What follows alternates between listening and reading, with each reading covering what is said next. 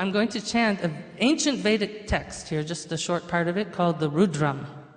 It's a very powerful text, and often they'll use this text while they're doing sacrificial fires. The air here is a little thinner, so I can usually chant a lot longer on one breath than here. 6,000 feet above sea level. Om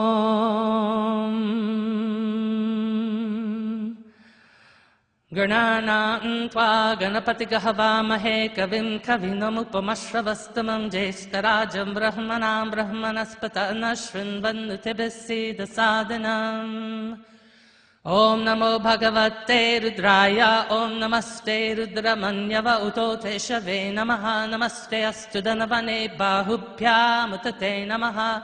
Yata Ishu Shivatama Shivam Babhuvate Danuhu Shiva Sharavya Vatayano Rudramridaya, Yate Rudra Shivatanura Gora Papakashini Tayanastanu Shantamaya Girishanta Bichakashi. Yamishun Girishantahaste Bibarashastave Shivangiri Tratam Kurumahi Gasi Purusham Jagata Shive Nadvachasa Tva Girisha Chavadamasi Yattana Sarvami Jagada Yakshmago Sumana Asata Adhyavocha Dadhi Vakta Pratamo Daivyo Bhishaka Ahiganscha Sarva Anjambayan Sarva Aschayatu Danyaha Aso Yastamro Aruna Utababru Sumangalaha Ye che magarudra abito dikshu shrita sahasrasho vaishag Heda imahe asoyo vasarapatini lagriva vilohitaha Utainam gopa adrishan adrishan daharyaha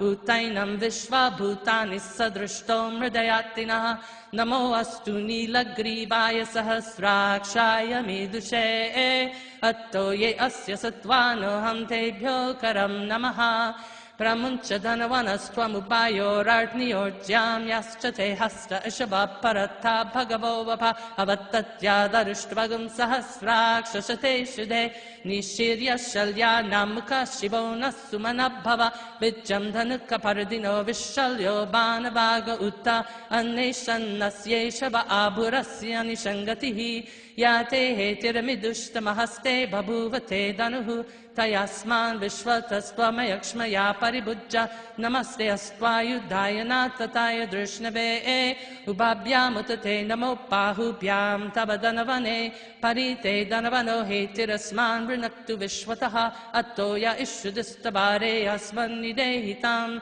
Namaste astu bhagavan Vishveshwaraya Mahadevaya Triambakaya Tripurantakaya Trikalagnikalaya Kalagni Rudraya Nilakantaya Mrityunjayaya Sarveshwaraya Sadashivaya Shriman Mahadevaya Namaha